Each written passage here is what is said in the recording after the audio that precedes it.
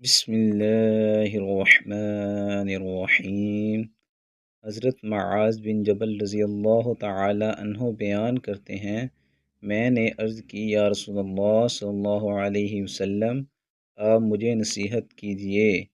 نبی اکرم صلی اللہ علیہ وسلم نے ارشاد فرمایا، تم پر یہ لازم ہے کہ جہاں تک تم سے ہو سکے تم اللہ کا تقوی اختیار کرو اور ہر پتھر اور درخت کے پاس اللہ کا ذکر کرو، اور جب تم کسی برائی کا ارتکاب کرو تو اس کے مطابق اللہ تعالیٰ کے لیے نیا یعنی نیکی کا کام کرو۔ برائی کے بعد نیکی کرتے ہوئے پوشیدہ کی جگہ پوشیدہ ہوگا اور اعلانیہ کی جگہ اعلانیہ ہوگا۔ حضرت ابو موسیٰ رضی اللہ تعالی عنہ سے روایت کرتے ہیں، نبی اکرم صلی اللہ علیہ وسلم نے ارشاد فرمایا، اگر کسی شخص کی گود میں درہم موجود ہوں جنہیں وہ تقسیم کر رہا ہو اور دوسرا شخص اللہ کا ذکر کر رہا ہو تو اللہ تعالیٰ کا ذکر کرنا زیادہ فضیلت رکھتا ہے۔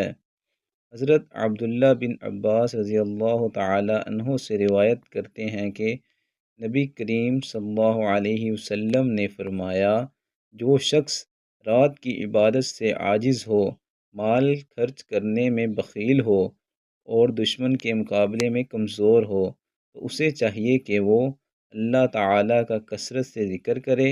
اللہ تعالیٰ نے ہمیں ایک ایسا خزانہ دیا ہے جس کے لیے نہ پیسے کی ضرورت ہے، نہ طاقت کی ضرورت ہے، نہ خاص وقت کی ضرورت ہے، صرف زبان ہلے اور میزان اعمال بھرتا جائے۔ اختتامیہ پیغام: اگر بڑے عمل مشکل لگتے ہیں تو چھوٹا عمل کبھی نہ چھوڑیں، کیونکہ کبھی کبھی چھوٹا ذکر ہی جنت کا راستہ بنا دیتا ہے۔